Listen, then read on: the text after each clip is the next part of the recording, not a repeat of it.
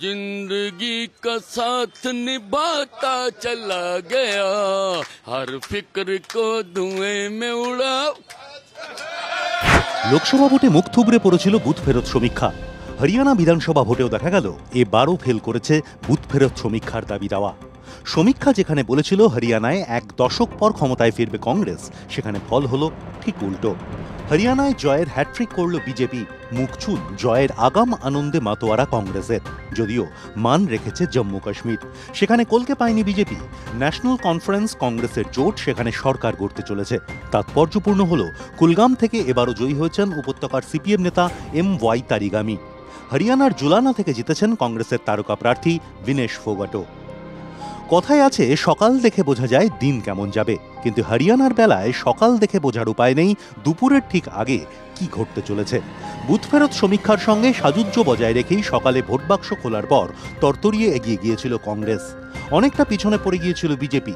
বলা বলি শুরু হয়েছিল 10 বছরের প্রতিষ্ঠান বিরোধিতার মাসুল গুনতে হচ্ছে বিজেপিকে, কিন্তু বেলা গড়াতেই আমূল বদল চিত্রনাট্যে। ক্রমশ কংগ্রেসকে পেছনে ফেলে এগোতে থাকে বিজেপি। একসময় 90 আসনের হরিয়ানা বিধানসভায় অর্ধেকের বেশি আসনে এগিয়ে যায় বিজেপি। কংগ্রেসের অফিসে তখন শোকের আবহ। সকাল থেকে ঢাক ঢোল বাজছিল, লাড্ডু জিলিপি বিলি এবং আবির খেলাও চলছিল।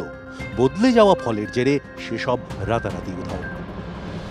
सबसे पहले मैं हरियाणा प्रदेश की जनता का 2 करोड़ 80 लाख लोगों का मैं प्रणाम करता हूं, दिल से धन्यवाद करता हूं कि जिन्होंने भारतीय जनता पार्टी आदरणीय नरेंद्र मोदी जी की नीतियों में एक बड़ा विश्वास व्यक्त किया है।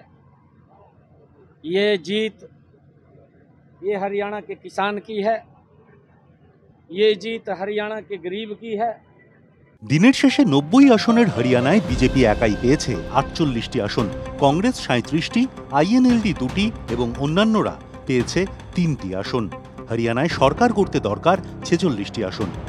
প্রাথমিকভাবে মনে করা হচ্ছে অন্তর্দ্বন্দ্ব এবং ভুল কৌশলের ফল ভুগতে হয়েছে কংগ্রেসকে। অন্যদিকে শহরাঞ্চলে বিজেপি তথা মোদির জনপ্রিয়তা ধরে রাখায় 16 আনা সফল হয়েছে পদ্ম শিবির।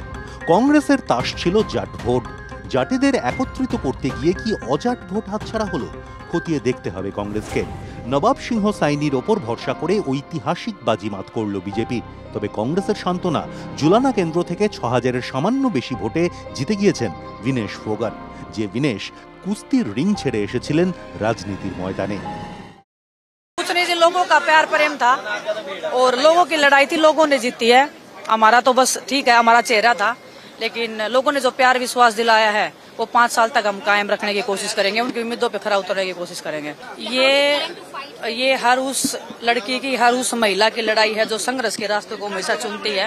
आज संघर्ष की जीत हुई है, सच्चाई की जीत हुई है। জম্মু কাশ্মীরের ভোটে অবশ্য টাইটুয়ে পাশ বুথ ফেরত সমীক্ষা।